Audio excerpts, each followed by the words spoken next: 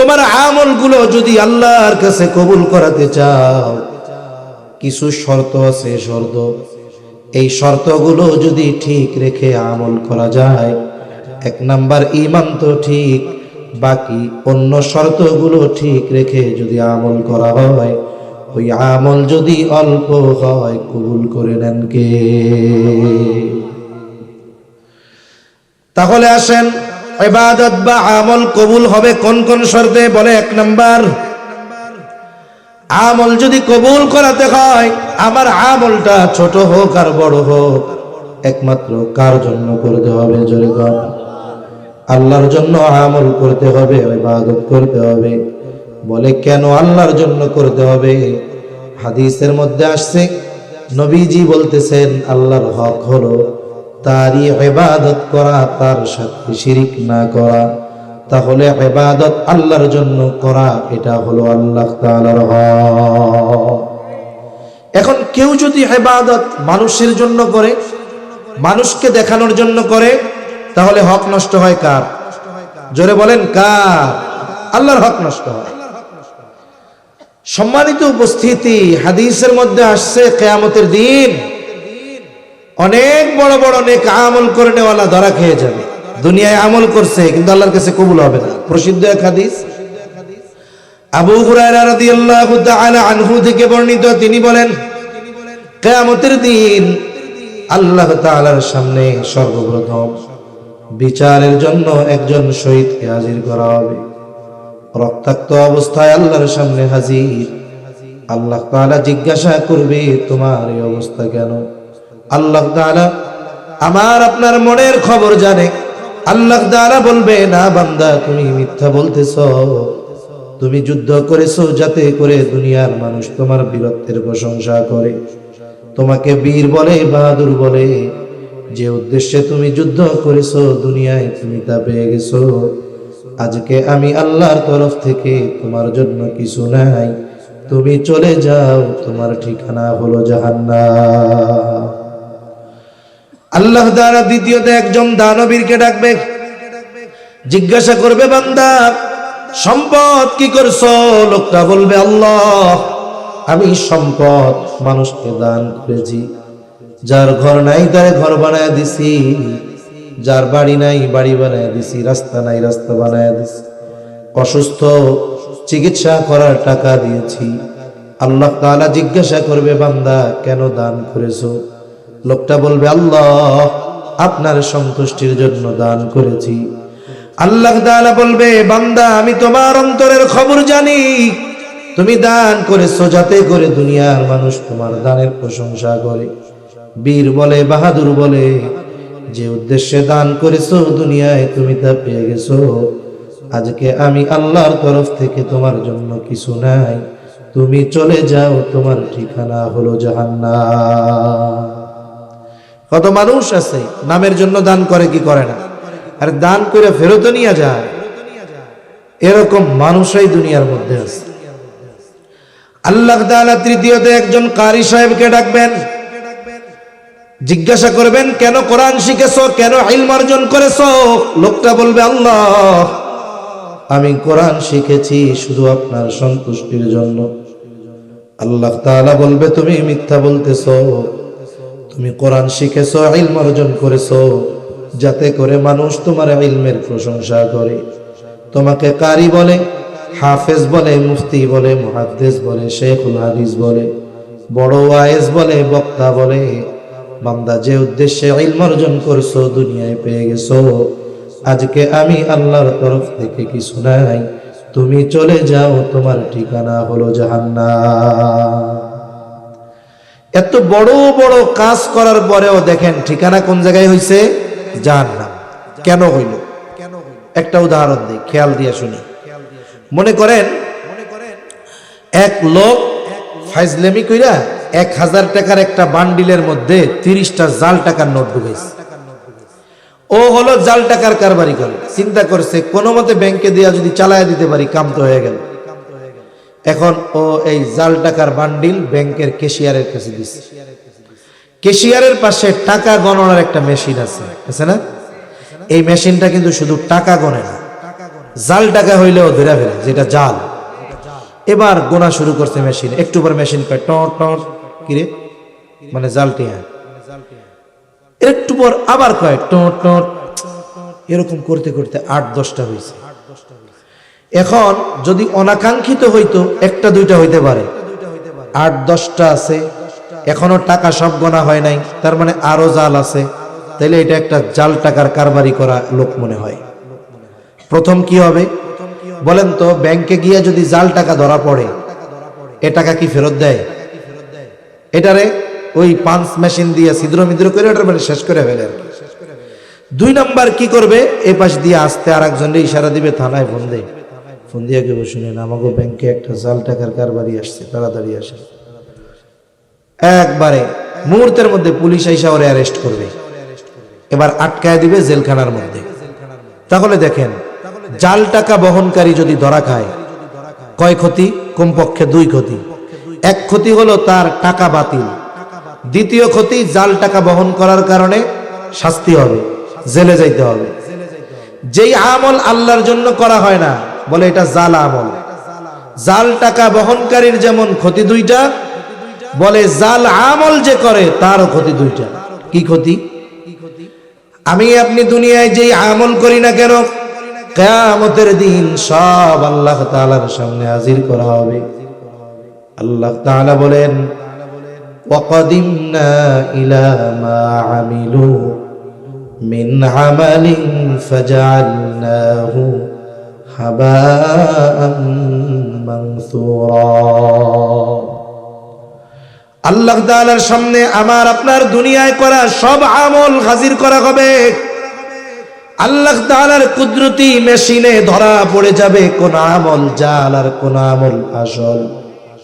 বলে যেই আমলটা জাল আমল, আল্লাহর জন্য করা হয় নাই, আল্লাহ তাআলা বলেন ফাজআলনাহু হাবাআম মানসুরা। আল্লাহ তাআলা জানায় দেন ওই আমলগুলোকে আল্লাহ তাআলা আল হাবাউল মানসুরে পরিণত করবে, তার মানে একেবারে ধুলার মতো নিশ্চিহ্ন আল্লাহ করে দিবে। আল হাবাউল মানসুরের ব্যাখ্যা বুজুর্গানে দিন বোঝানোর জন্য বলেন, আপনাদের এলাকায় টিনের ঘর আছে না? টিনের ঘর 10 বছর আগে বানানো হয়েছে, আস্তে আস্তে অনেক সময় কি হয়, উপরের স্ক্রু খুইলা যায়, ঢিল হইয়া খুইলা যায়। এখন কি হয়, একটা ছিদ্র হয়। এখন প্রচন্ড দুপুরবেলা রোদ অনেক, আপনার দরজা জানালা আটকানো, আপনার টিনের চালের উপরে যখন সূর্যের আলো পড়বে, ওই ছিদ্র দিয়ে সূর্যের আলো ঘরে ঢুকে।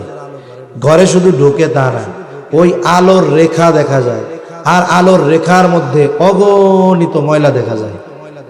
এই জায়গায় যদি হাই পাওয়ারের একটা টর্চ লাইট মারা হয়, ওই আলোর দাগের মধ্যে দেখবেন অনেক ময়লা, কিন্তু এখন আমরা কিছুই দেখতেছি না বিদায় এটারে কিছু মনেও করতেছি না। তা আল্লাহ তাআলা ওই আমলগুলো এমন ভাবে ধ্বংস করবেন যে ওরা কিছুই করে নাই, নিশ্চিহ্ন করে দিবেন আল্লাহ তাআলা। তাহলে প্রথমে কি হয়, বলে জাল টাকা বহনকারীর টাকাকে ধ্বংস করে দেওয়া হয়। এরপরে কি হয়, তার শাস্তি দেওয়া হয়। প্রথমে হবে আমল বাতিল। শাস্তি কেন দেওয়া হবে? বলে ইবাদতের একমাত্র হকদার ছিলেন আল্লাহ, আল্লাহর হক নষ্ট করা হলো। শুধু তাই না, কোন ইবাদত যখন মানুষকে দেখানোর জন্য করা হয়, ওইটাও শিরকের একটা প্রকার। বলে এই অপরাধে তার শাস্তি হবে জাহান্নাম। এজন্য ছোট বড় সব আমল একমাত্র কার সন্তুষ্টির জন্য করব? যারা বলেন কার? মানুষকে দেখানোর জন্য করলে ক্ষতি, আর আল্লাহকে যদি দেখানোর জন্য করা যায়, তাইলে এই আমল আমাকে আপনাকে পরকালে উপকৃত করবে ইনশাআল্লাহ। এজন্য ইবাদত কবুলের এক নাম্বার শর্ত হলো ইবাদতটা একমাত্র আল্লাহ তাআলার জন্যই করতে হবে। 2 নাম্বার বলে ইবাদত রাসূলের তরিকায় করতে হবে, কারণ এই পৃথিবীতে এমন কোনো ইবাদত নাই যে ইবাদতের পদ্ধতি নবীজি দেখায়া যান নাই। কোন ইবাদত আছে যে নবী সেই ইবাদতের পদ্ধতি বলেন নাই? আছে এরকম কোন ইবাদত? আরে ভাই, দুনিয়ার কাজগুলাও যদি নবীর তরিকায় করা হয় ওটা ইবাদত বলে গণ্য হয়। যেমন এখনকার মানুষ কিন্তু অনেক স্মার্ট। এখনকার মানুষ কি স্মার্ট? এখন এই স্মার্ট মানুষ কি করে, বলে ঘর যেমন তেমন হোক বাথরুমটারে ভালো বানায়। ঘরের টাইলস 65 টাকা স্কোয়ার ফিট, বাথরুমে লাগাইছে 200 টাকা স্কোয়ার ফিট। কত আধুনিক প্রযুক্তির বাথরুম বানায়। এক রুমে যেই খরচ, কয় বাথরুম বানাইতে তার চেয়ে বেশি খরচ। এখন এই যে বাথরুম বানাইলো, যতই খরচ করুক, ওইখানে গিয়া বিনা কারণে 2-4-10 মিনিট রেস্ট নেয় নাকি কেউ? যে না, আমি 10 লাখ টাকা দিয়ে বাথরুম বানাইলাম, 40,000 টাকার কমোড লাগাইছি, 15,000 টাকার বেসিং, একটু যাই মাঝে মধ্যে ওইখানে একটু যাই বসে বসে থাকবো, এমনি কেউ থাকে? আচ্ছা মনে করেন সে বাথরুম বানাইছে, এই বাথরুমে সে কোনোদিন বাথরুমই করে নাই, এতে তার গুনাহ হবে? যদি 2-4-10 বার ডেলি করে, এতে সওয়াব হবে নাকি? তার মানে বোঝা গেল এই কাজটা করলেও সওয়াব নাই, না করলে গুনাহ নাই। কিন্তু যদি এই নিয়তে করে, মনে করেন ফজরের আজান হয়েছে, আজানের আধা ঘন্টা বা 40 মিনিট পরে নামাজ, আল্লাহর বান্দা মুসল্লি আজান দিলে আগে আগে মসজিদে চলে আসে, ফজরের আজান দিল, ঘুম ভেঙে গেছে, চিন্তা করতেছে সবার আগে মসজিদে যাইতে হবে, আবার দেখে একটু জরুরত চাপ দিছে, বাথরুম ভাব। এখন চিন্তা করে আমি যদি এখন ওযু করে মসজিদে চলে যাই, আরো আধা ঘন্টা পরে নামাজ, ইমাম সাহেব ফজরের নামাজে কেরাত লম্বা করে, আমি আল্লাহ চাইলে প্রথম কাতারে নামাজ পড়ব। এখন এই নামাজের মধ্যে যদি জরুরতে চাপ দেয়, তাহলে আমার নামাজের একাগ্রতা নষ্ট হবে, কষ্ট হবে। তাইলে এক কাজ করি, আধা ঘন্টা সময় যেহেতু আছে, আমি জরুরতটা সাইরা এরপরেই মসজিদে যাই, যেন একাগ্রতার সাথে নামাজ আদায় করতে পারি। একটু খেয়াল করেন, সে তার এই জরুরত সারাটাকে প্রাকৃতিক ডাকের সাড়া এটা মনে করে নাই, বরং সে মনে করেছে জরুরত সারলে আমার ইবাদতটা করতে সুবিধা হবে, সুন্দর হবে। এই নিয়ত করে এইবার সে বাথরুম করার জন্য রওনা হলো। বলে মাথাটারে গামছা দিয়া হোক, টুপি দিয়া হোক ঢাইকা নিল, কারণ নবীজি বাথরুমে যাওয়ার সময় মাথা ঢাকতে বলেছেন 1500 বছর আগে। আর এখনকার চিকিৎসা বিজ্ঞান বলে বাথরুমে যাওয়ার সময় মাথা ঢেকে যাওয়া উচিত। কেন? বলে বাথরুমের মধ্যে অগণিত ব্যাকটেরিয়া থাকে, ওই ব্যাকটেরিয়াগুলো মাথার চামড়া এবং চুল এটা বড় সংবেদনশীল, ওই ব্যাকটেরিয়ার সাথে তার একটা আকর্ষণ আছে। দেখা যাবে ব্যাকটেরিয়াগুলো যদি মাথায় লেগে যায়, তাহলে তার মাথায় খুশকি হতে পারে, চামড়ায় সমস্যা হতে পারে, চুলের মধ্যে ময়লা জমে যেতে পারে। এই জন্য দেখবেন মানুষের দাড়িতে কোনোদিন খুশকি হয় না, বরং শীতের সময়ও দেখা যায় 2-3 দিন যদি বাইরে চলে, সাবান শ্যাম্পু না করে, মাথার মধ্যে ময়লার কোনো অভাব হয় না। সেজন্য মাথার চামড়া সংবেদন, বলে ব্যাকটেরিয়া আক্রমণ করে তার মাথায় সমস্যা সৃষ্টি করতে পারে। এজন্য বিজ্ঞান বলে মাথা ঢেকে বাথরুমে যাওয়া ভালো। আর নবীজি বলতেছেন 1500 বছর আগে মাথা ঢাইকা বাথরুমে যাই, এটা সুন্নাত। আমরা ব্যাকটেরিয়া থেকে বাঁচার জন্য মাথা ঢাকবো না, আমরা সুন্নাত পালনের জন্য মাথা ঢাকবো, টুপি দিয়া হোক, গামছা দিয়া হোক, বা যে কোনো কাপড় দিয়ে হোক। এরপরে বাথরুমে ঢোকার আগে দোয়া পড়বে। অনেকে জানে না, এক জায়গায় জিজ্ঞাসা করছি একজন, বলেন বাথরুমে ঢোকার দোয়া জানা আছে? হ্যাঁ আছে। কি দোয়া পড়েন? আল্লাহুম্মা ইন্নী আউযু বিকা মিনাল খুবুসি ওয়াল খাবিস বা খাবাইস। কোন সময় পড়েন? কয় কেন হুজুর, ঢুকিয়া দরজা লাগাই আর দোয়া পড়ে ফেলি। এ কাজ করা যাবে নাকি? ঢোকার আগে পড়তে হবে, এরপরে বাম পা দিয়ে ঢুকতে হবে।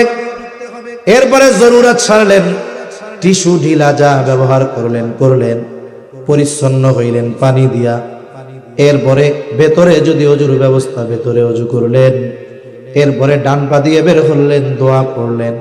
আমি মোটা মোটা সুন্নাত গুলা বললাম, বলে ইবাদতের সুবিধার্থে সুন্নাত তরিকায় যখন দুনিয়ার এই বাথরুম সারাটা করলো, বলে এটাও তার আমলনামায় ইবাদত বলে গণ্য হয়ে যায়। যেখানে দুনিয়ার কাজ সুন্নাত তরিকায় করলে ইবাদত হয়, সেখানে ইবাদত নবীর তরিকা ছাড়া কবুল হওয়ার সম্ভাবনা আছে? নাই। এজন্য আমাদেরকে বুজুর্গানে দিন ওলামায়ে কেরাম বলে না, নামাজ সুন্নাত তরিকায় পড়তে হবে, সুন্নাত পদ্ধতিতে পড়তে হবে। এজন্য রাসূল সাল্লাল্লাহু আলাইহি ওয়াসাল্লামের পদ্ধতি অনুসারে আমাদের ইবাদত করতে হবে। তাহলে আসেন, ইবাদত কবুলের প্রথম শর্ত কি বলছি? বলে একমাত্র ইবাদতটা কার জন্য হবে? জোরে, আরো জোরে, কার জন্য? আল্লাহর জন্য। শুনেন, আরেকটা বিষয় বইলা নেই। একটা হলো, যেই এলাকায় যে কোনোদিন যায় নাই, এখন তো গুগল ম্যাপ ট্যাপ আছে, তাই না? জানা যায় যে আমি এই পর্যন্ত যাব। যেমন আমি আসার সময় আপনাদের সম্মানিত ইমাম সাহেবরা বলছি, হুজুর একটু লোকেশন দিয়ে দেন। আমরা তো ডিজিটাল স্মার্ট, আমরা কি স্মার্ট, ডিজিটাল তো পার হয়ে গেছে, আমরা স্মার্ট। কইছি লোকেশন দেন, উনি লোকেশন দিছে, এই মোবাইলে চাপ দিছি, একেবারে জায়গা মতন আমার ম্যাপ নিয়ে আসছে। কিন্তু স্বাভাবিক সময় যদি জানা না থাকে, ম্যাপ না থাকে, কোনো জায়গায় যাওয়ার সময় অনির্দিষ্ট গন্তব্য, অজানা গন্তব্য, রাস্তা কাছে হইলেও যাওয়ার সময় দূরে মনে হয়, কিন্তু ফেরার সময় মনে হয় আল্লাহ এ তো অল্প একটু রাস্তা, ঠিক না মুরব্বী? ফেরার সময় কাছে মনে হয়। এখন আমরা চিন্তা করতেছি, হুজুর শুরুতে অসুস্থ কইয়া মাপ চাইয়া নিল, এই অসুস্থ হুজুর 1 ঘন্টা পার করে দিছে, আর উনি যদি সুস্থ হইতো কামটা কি হইতো আল্লাহ জানে। শুনেন, তাহলে আমরা একটা সময় নির্ধারণ করি যে এই সময়ের মধ্যে আমরা শেষ করে দিব, তাহলে কি হবে? আমাদের মেন্টালিটি একটা প্রস্তুতি থাকবে, বিরক্তি ভাব আসবে না। আমিও একটা প্রস্তুতি নিয়ে বসতে পারবো যে আর 20 মিনিট 25 মিনিট বা 20 মিনিট এরকম একটা প্রস্তুতি থাকবে। আবার দেখেন, রাত বেশি হলে বেনামাজিদের কোনো সমস্যা নাই, নামাজিদের সমস্যা বেশি হয়। এজন্য আমার ঘড়ির সময় হলো এখন 11:07 বাজে, 11:07। ইনশাআল্লাহ আমি 11:30টার মধ্যে আলোচনা শেষ করব। এর আগে চেষ্টা করব সর্বোচ্চ 11:30টা ইনশাআল্লাহ। এখন একটা মাইন্ড সেটআপ নিয়ে বসা যাবে আশা করি ইনশাআল্লাহ। তাহলে 1 নাম্বার ইবাদত কার জন্য করব? আল্লাহর জন্য। 2 নাম্বার কার তরিকায় করব? নবীর তরিকায়। 3 নাম্বার, আপনি যেই আমল করবেন সেই আমলের মাসলা মাসাইল জানতে হবে। এই জানা যে দরকার, এজন্যই নবীজি বলছেন কি? তালাবুল ইলমি ফারিদাতুন আলা কুল্লি মুসলিম। দ্বীনি ইলম শিক্ষা করা প্রত্যেক মুসলমান নর নারীর উপরে ফরজ। কতটুকু ফরজ? কেউ কেউ বলেন যতটুকুর দ্বারা নিজে পরিপূর্ণ দ্বীনের উপরে চলতে পারবে ততটুকু শেখা ফরজ। আবার কেউ কেউ বলেন না, আল্লাহ তাআলা কোরআনুল কারীমের মধ্যে বলেছেন, ইয়া আইয়ুহাল্লাযীনা আমানু কু আনফুসাকুম ওয়া আহলিকুম নারা। আল্লাহ তাআলা বলেন, হে ঈমানদারেরা, তুমি নিজে জাহান্নামের আগুন থেকে বাঁচো, অধীনস্থদেরকে জাহান্নামের আগুন থেকে বাঁচাও। নিজে কেমনে বাঁচবা? বলে আল্লাহ তাআলার হুকুম আহকাম মানার মাধ্যমে। অধীনস্থদেরকে কেমনে বাঁচাইবা? বলে কেউ কাউকে জাহান্নাম থেকে বাঁচাইতে পারে না, তবে তুমি বাঁচানোর চেষ্টা করবা কেমনে? বলে নিজে দ্বীনের উপরে চলার মাধ্যমে, অধীনস্থদেরকে দ্বীনের উপরে চালানোর মাধ্যমে। আপনি আমি যদি দ্বীনের উপরে চলতে জ্ঞানের দরকার হয়, চালাইতে জ্ঞানের দরকার আছে না নাই? বলে একটা মানুষের উপরে কতটুকু দ্বীন শেখা ফরজ? বলে নিজে দ্বীনের উপরে চলতে, অধীনস্থদেরকে চালাতে যতটুকু ইলমে দ্বীন দরকার ততটুকু ইলমে দ্বীন শেখা সকল মুসলমান নরনারীর জন্য ফরজ। এখন মুরব্বীরা বলবে, আমি কোথার থেকে শিখবো? কিছু যারা ছোট এরা তো মাদ্রাসায় শিখলো, আগে হক্কানি পীর মাশায়েখের কাছে গিয়া দ্বীন শেখা যাইতো। বলে অবস্থা এমন, এখন তো একজন পীরের দেখা যাবে এত মুরিদ, একবার মুরিদ হইছে, দ্বিতীয়বার আর তার সাথে মুসাফা করার সুযোগ হয় নাই। ওযু গোসলের মাসালা শেখা তো বহুদূর। বলে হ্যাঁ, যারা মুরব্বী তাদের জন্য আছে, কি আছে? বলে চলতি ফিরতি মাদ্রাসা, তার নাম হলো দাওয়াত ও তাবলীগ। এখন আবার কেমন হুজুর দাওয়াত ও তাবলীগ নিয়ে ঝামেলা? কিসের ঝামেলা? আপনি ওলামা ইকরামের সাথে যাবেন, অন্য দিক দিয়া জাহান্নামে চলে যান। আলেমদের সাথে কেন যাবেন?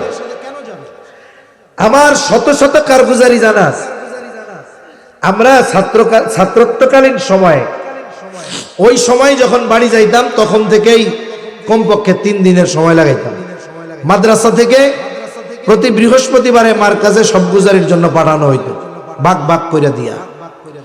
তা আমরা এলাকায় যখন যাইতাম, আমরা তালিবুল ইলমরা যখন যাইতাম, ওই সময় আমাদের এলাকার সবচাইতে বড় জামাত হইতো। এমনও হইতো এক মসজিদে গেছি 100 জনের উপরে হইছে। ওই মসজিদের বাথরুম সারা বছর ভরতে পারে নাই, আমরা 3 দিন থেকে ভরে দিয়েছি। মানে আপনার এলাকার মসজিদগুলো, যে মহল্লার মসজিদ, এগুলাই তো এলাকার মানুষ বাথরুমে যায় না সহজে, বাড়ির থেকেই কাম সারে। এই জন্য দেখা যায় 3টা চারি টাড়ি দিয়া ওই ছোট ছোট বাথরুম করে রাখছে। এখন গেছে 100 জন, এখন 3 দিন থাকছে। কোন কোন সময় সুযোগ আইছে আর একদিন এমনি ইচ্ছা করে থাকা হয়েছে, দেখা গেছে বাথরুমও বেরা ফেলছে। এরকম লোক এত বেশি আর কি। এখন দেখেন, আমি আমার সাথে একটা এক্সপিরিয়েন্স ঘটনা আপনাদের সাথে শেয়ার করি। সম্পর্কে অনেকে আছে দাদা মুরব্বী, স্বাভাবিক দাদা নানা হইলে একটু মজা টজা তো করে। তা একদিন আমি টিউবওয়েলে উজু করতেছি, আমার দাদার বয়সে একজন মুরব্বী দাদা বাথরুমের দিকে যাইতেছে। তা আমি ওনারে জিজ্ঞেস করতেছি, কই যান? আমারে কয় নম্বরে যাই? 2 নম্বরে কেন? কয় ওই জায়গায় গিয়ে 2 কাজ ছাড়া করা উপায় নাই। এক নম্বরে কি? বলে প্রস্রাব। 2 নম্বরে 2 কাজ।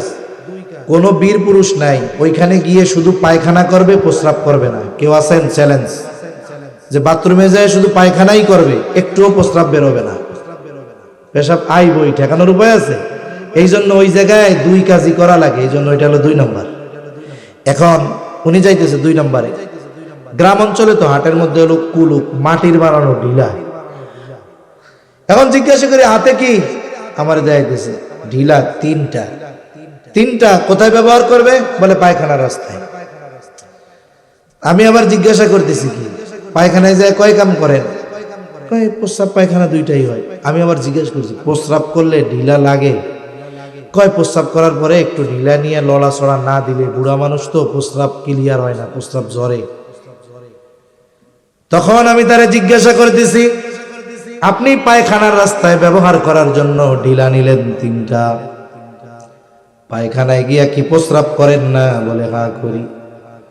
তাইলে এমনি সময় প্রস্রাব করলে যদি ঢিলা দরকার হয়, পায়খানার সাথে প্রস্রাব করলে মনে হয় প্রস্রাব জ্বরে না। এইবার উনি বুঝতে পারছে কাজ তো সারা, কারণ উনি পায়খানায় গিয়ে ঢিলা ব্যবহার করে, কিন্তু উনি প্রস্রাবের রাস্তায় ঢিলা ব্যবহার করে না। আমি বললাম শুনেন, আপনার প্রস্রাব যদি বের হয়, নামাজ ফরজ, নামাজের যতগুলো ফরজের মধ্যে প্রথম ফরজ বলে শরীর পাক, এর পর কাপড় পাক। বলে 1 ফোঁটা প্রস্রাব যদি কাপড়ের উপরে পড়ে, ওই প্রস্রাবটা যতটুক জায়গায় ছড়াবে, নামাজ না হওয়ার জন্য 1 ফোঁটা প্রস্রাব যথেষ্ট হয়ে যায়। এখন উনি তো বুঝতে পারছে, মুখটা কালা হয়ে গেছে। তখন আমি বললাম, আরে আল্লাহর কাছে মাফ চান, আল্লাহ মাফ করে দিবে। এখন থেকে কি করবেন? ঢিলা কমপক্ষে 4টা ব্যবহার করবেন। পায়খানার রাস্তায় 3টা। প্রথমে কাজ শেষ করলেন, এরপরে ঢিলা দিয়ে বা টিস্যু দিয়ে পরিচ্ছন্ন হইলেন পানি ব্যবহারের আগে। আর বাথরুমগুলো তো এমন না একটু দাঁড়ানো যায় না, এতটুকু উঁচা তো থাকেই। এবার আপনি প্রস্রাবের রাস্তায় পুরুষ যারা ঢিলাটা টিস্যু বা ঢিলা লাগায় একটু উঠবস করলেন, এতে কি হইলো? প্রস্রাবের রাস্তাটাও ক্লিয়ার হলো, পরিপূর্ণ পবিত্রতা অর্জন হলো। এবার পানি দিয়ে ধুয়ে ফেলবে। কিন্তু যার শুধু প্রস্রাব করলে ঢিলা টুলুক লাগে, সে যদি পায়খানা করার পরে মনে করে আমার প্রস্রাব ঝরবে না, এটা কি সম্ভব? বলে আমি এটা প্রশংসার জন্য বলতেছি। আমরা ছাত্ররা যাইতাম জামাতের সাথে, এইভাবে ওনাদের ধরায় দিতাম যে এই ত্রুটি হইতেছে। খালি 6 সূরা শিখাই নাই, আমরা এইভাবে ধরে শিখাইতাম। এই যে ত্রুটিটা, এটা একজন আওয়ামের চোখে পড়বে না। আমাদের ওস্তাদরা আমাদের পড়াইছেন, প্র্যাকটিক্যাল শিখিয়েছেন, এই জন্যই না এই ভুলটা আমার চোখে ধরা পড়ছে, ঠিক কিনা বলে? এজন্য মনে রাখবেন, আপনি যদি দাওয়াত ও তাবলীগে গিয়ে সত্যই দ্বীন শিখতে চান, আর যদি মনে করেন যে না বুড়াকালে ঘুরে ফিরে আসি, পিকনিক টিকনিক করে আসি, তাহলে আর কিছু করার নাই। আর যদি দ্বীন শেখার জন্য আল্লাহর রাস্তায় সময় লাগান, অবশ্যই আপনাকে উলামা ইকরামের তত্ত্বাবধানেই যেতে হবে, তাহলে আপনি উপকৃত হবেন, দ্বীন শিখতে পারবেন। এই সময় ব্যয় কাজে লাগবে। আর যদি উলামা ইকরামের তত্ত্বাবধানে ছাড়া যান, কি হবে? সারা হায়াত আপনি আল্লাহর রাস্তায় সময় লাগিয়ে অন্তরটাকেও পরিষ্কার করতে পারবেন না।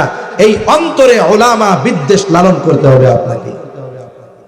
ইমাম ইবনুল কাইয়ুম জাওজিয়া রাহমাতুল্লাহি আলাইহি অনেক আগে পড়ছি, উনি উলামায়ে কেরামের বিদ্বেষ যারা করেছেন, উনি বলেন আমি দেখি নাই এমন কোন ব্যক্তি যত বড় আবেদ হোক কিন্তু সে উলামায়ে কেরামের ব্যাপারে বিদ্বেষ লালন করত, ও ভালোভাবে মরেছে, এটা আমি এরকম কাউকে দেখি নাই। সেজন্য আমরা দিন যদি শিখতে হয় আল্লাহর রাস্তায় সময় দিয়ে উলামায়ে কেরামের তত্ত্বাবধানে গিয়ে শিখেন, তাহলে লাভ হবে না। আরেকটা পদ্ধতি আছে, আপনার সময় আছে আল্লাহর রাস্তায় যাবেন, তাবলিগে যাবেন, শরীর সহায় দেয় না, আপনার মসজিদের সম্মানিত ইমাম সাহেব তার কাছে গিয়া বলেন হুজুর দ্বীনি ইলম শিক্ষা করা ফরজ, কতটুকু ফরজ তাও জানি না, হায়াত তো শেষ হয়ে গেল হুজুর, ইচ্ছা ছিল শিখতে পারি নাই, এখন সন্তানেরা ঢাকায় চাকরি করে, আমরা ফ্রি, আপনি আমাদের এশার পরে আধা ঘন্টা সময় দেন, ফজরের পরে আধা ঘন্টা সময় দেন, এশার পরে হোক আর ফজরের পরে হোক, আপনি আমাদের এই বুড়া মানুষগুলাকে জরুরতে দিন, যতটুকু শেখা ফরজ ততটুকু শিখায় দেন। বলেন তো যে কোনো মসজিদের ইমামকে যদি মুসল্লিরা এই কথা বলে, কোন ইমাম বলবে নাকি যে পারবো না? বলবে? বরং ইমাম সাহেব খুশি হবে। এখন তো আমাদের কি চিন্তা জানেননি, আপনারা তো ভালো মানুষ, অধিকাংশ জায়গায় কি চিন্তা, মুসল্লি দোয়ায় কোনো তো পারে না, কিন্তু মসজিদে যায় বটবটি দেয় অনেক। এখন চিন্তা করে আমি যদি ইমাম সাহেবের যায় কই দোয়ায় কোনো পারি না, আর ইমাম সাহেবের সাথে আমি নিল গরম ঝাড়ি লই, আর ইমাম সাহেব যদি জানে আমি দোয়ায় কোনো পারি না, আমার ইজ্জত থাকবো? এর লেগে ইমাম সাহেবের কাছে আর বেড়ে না, এটা ঠিক না। আপনি ইমাম সাহেবকে শুধু তার পেছনে নামাজ পড়ার জন্যই রাখছেন? না না, আপনি তার কাছ থেকে দিন শিখবেন, বলবেন যতটুকু শেখা ফরজ শিখায়া দেন, নাইলে ক্ষতি কি একটু খেয়াল দেন। নামাজের বাহিরে ভিতরে 13 ফরজ। কয় ফরজ জোরে বলেন?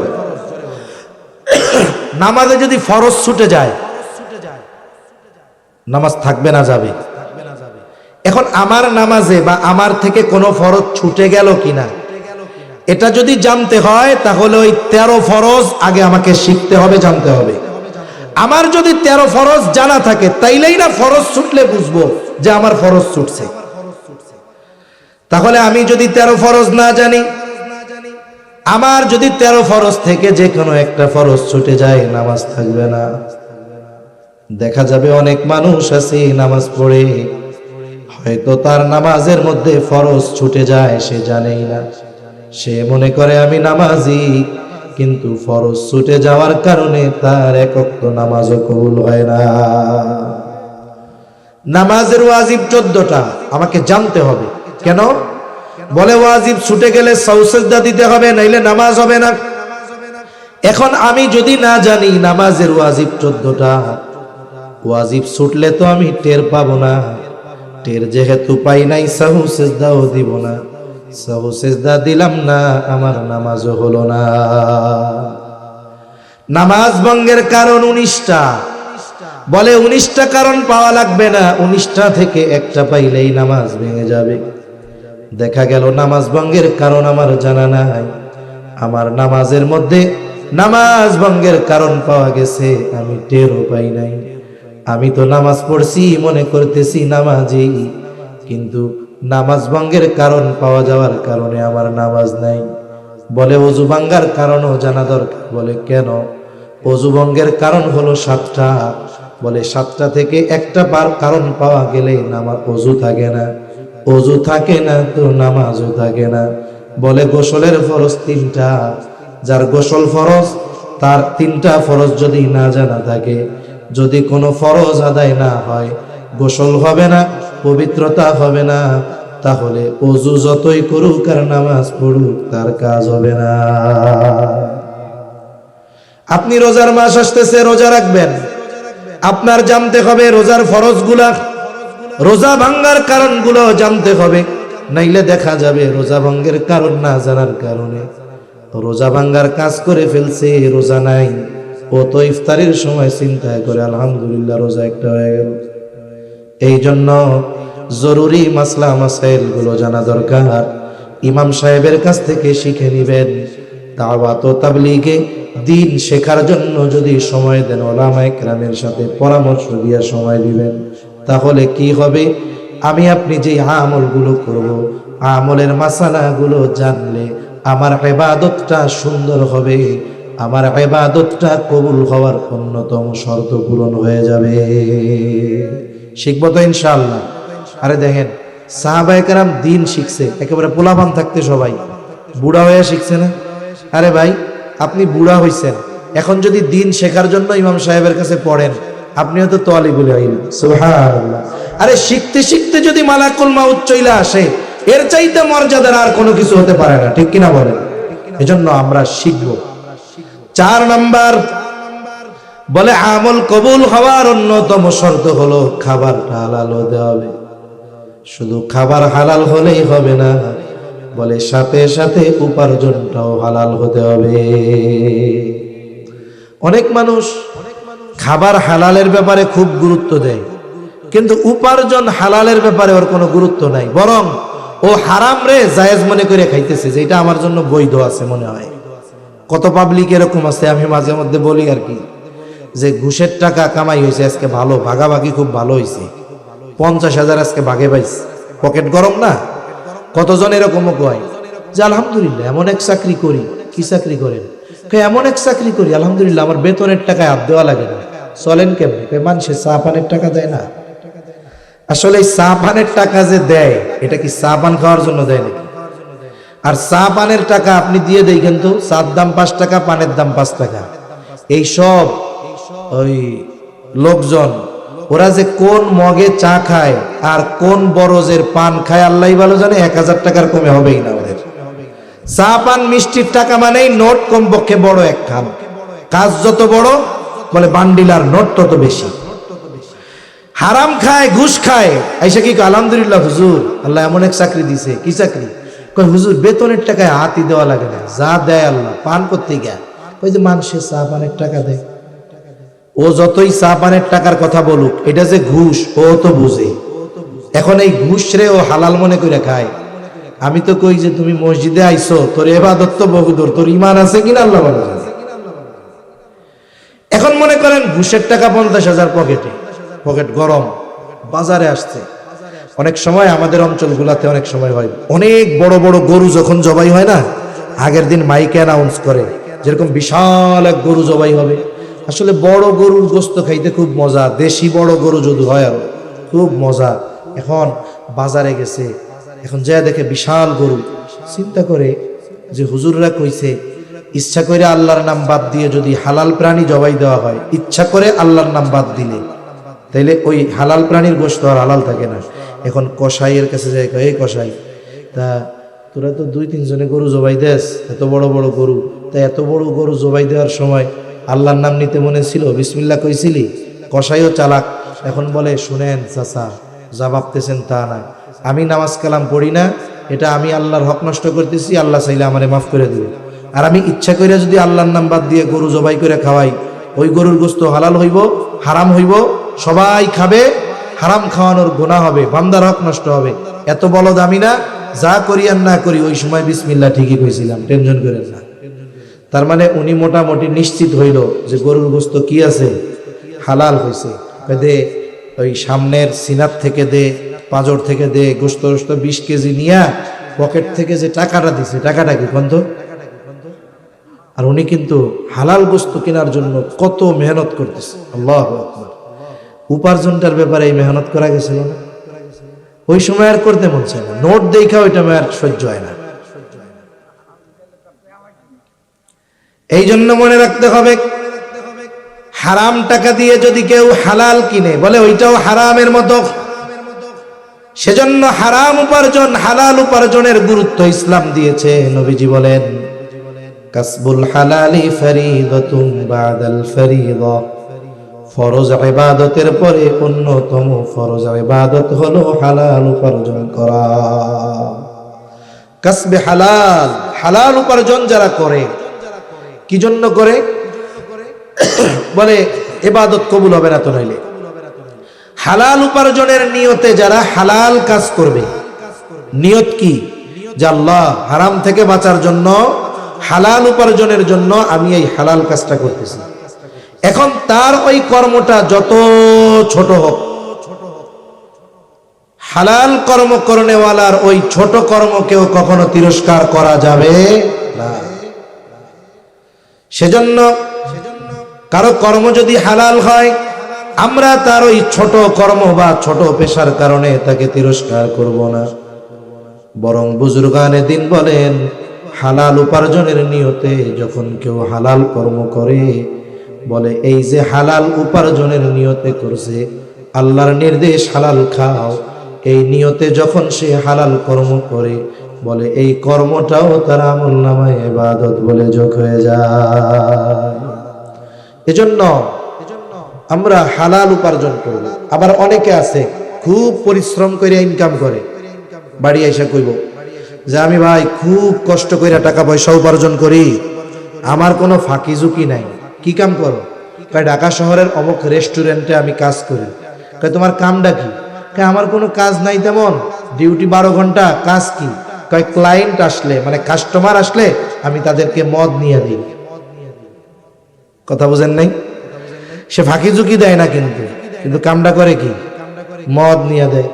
ও মনে করে আমি তো খাই না, আমি তো বেশিও না, আমি তো কাজ করি, কর্মচারী নিয়ে দেই। বলে মনে রাখো, মদের সাথে সম্পৃক্ত 10 শ্রেণীর মানুষ, যে বানায়, তারপরে যে বেচে, যে এই যে পরিবেশন করে দেয়, যে বহন করে, একেবারে যারাই এর সাথে সম্পৃক্ত সবার উপরে আল্লাহ এবং তার রাসূলের লানত। এজন্য আমাকে এটাও দেখতে হবে যে আমি উপার্জন পরিশ্রম করে করতেছি, কিন্তু আমার উপার্জনের যে সোর্স এটা বৈধ কিনা, এটাও আমাকে খেয়াল রাখতে হবে। এখন যদি আমরা যদি হারাম উপার্জনের সাথে জড়িয়ে যাই, হারাম খাই, অনেক বড় বড় ক্ষতি। 1 নম্বর ক্ষতি, বলে যারা হারাম খায় তাদের দোয়া আল্লাহ কবুল করেন না। এক ব্যক্তি উস্কো খুস্কো চুলে খুব বিনয়ের সাথে বায়তুল্লাহ ধরে আল্লাহর কাছে দোয়া করে, তার দোয়ার অবস্থা এমন ছিল মানুষেরা ভাবতেছে এই ব্যক্তির দোয়া আল্লাহ ফিরাইয়া দিতে পারেন না। কিন্তু নবীজিকে আল্লাহ তাআলা এই ব্যক্তির বাস্তব অবস্থার কথা জানায় দেন।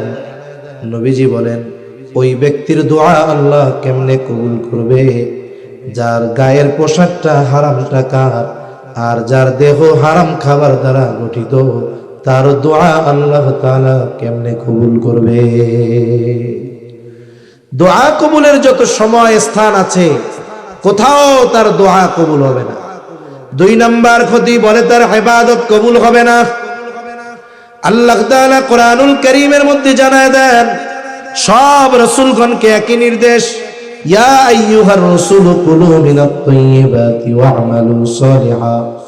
হে রাসূলগণ, আপনারা পবিত্র খান, ওয়া'মালু সালিহা, আর আমলে সালেহ করেন।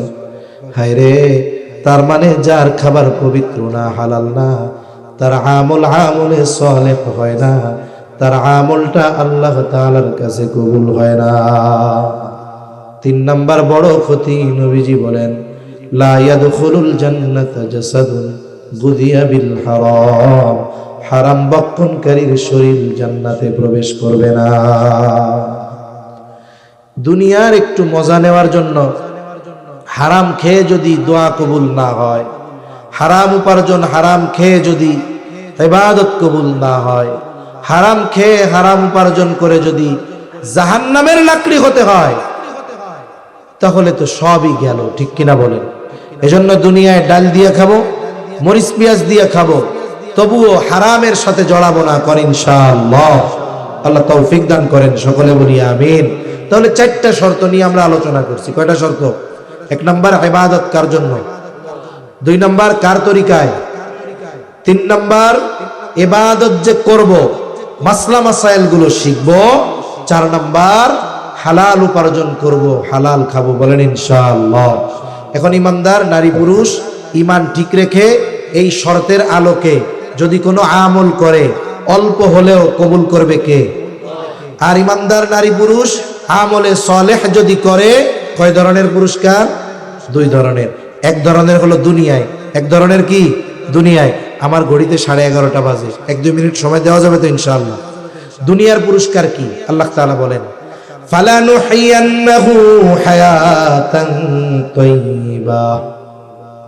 আল্লাহ তাআলা বলেন আমি অবশ্যই অবশ্যই তাকে হায়াতে তাইয়্যিবা দিব। অনেক সময় ইমাম সাহেব হুজুর দোয়া করেন, আল্লাহ অমুকরে হায়াতে তাইয়্যিবা দেন, দোয়া করে না? হায়াতে তাইয়্যিবার লম্বা ব্যাখ্যা শুধু শব্দগুলো বলি, বলে পুত পবিত্র এক জীবন, শান্তিময় এক জীবন, অমুখাপেক্ষী জীবন, বলে স্বল্পে তুষ্ট এক জীবন, ইবাদতের মজা, এই বিষয়গুলো তাকে দেওয়া হবে।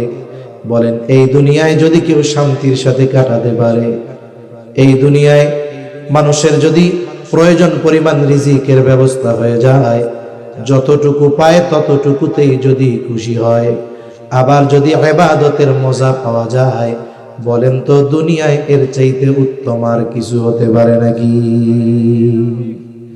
হায়াতে তাইয়্যিবা, এর তাফসীরে আসছে ইবাদতে মজা দিবেন আল্লাহ। তা ইবাদতের মজা এটা যে কেমন মজা, কারে জিজ্ঞাসা করবেন? জিজ্ঞাসা করবেন হলো এই মসজিদে ফজরের নামাজে বুড়া বুড়া মুসল্লি আছে না, যুবকরা তারে যায় জিজ্ঞাসা করবা যে চাচা রে, আপনি এই শীতের মধ্যে ঠান্ডা পানি দিয়া উজু কইরা মসজিদে আইসা ঠান্ডায় নামাজ পড়তেছেন, আর আমরা জোয়ান মানুষ ল্যাপের তলের থেকে বাইরে হইতে মন চায় না, আপনি কি মজা পাইছেন? ওনারে জিজ্ঞাসা করবা। উনি মজা পাইছে বিদায়ী তো ঠান্ডাকে উপেক্ষা করে আরামের বিছানা ফেলে আল্লাহর কুদরতি কদমে সেজদা দিতে চলে আসে, ঠিক কিনা বলেন? এটা মজা না পাইলে সম্ভব হয় না।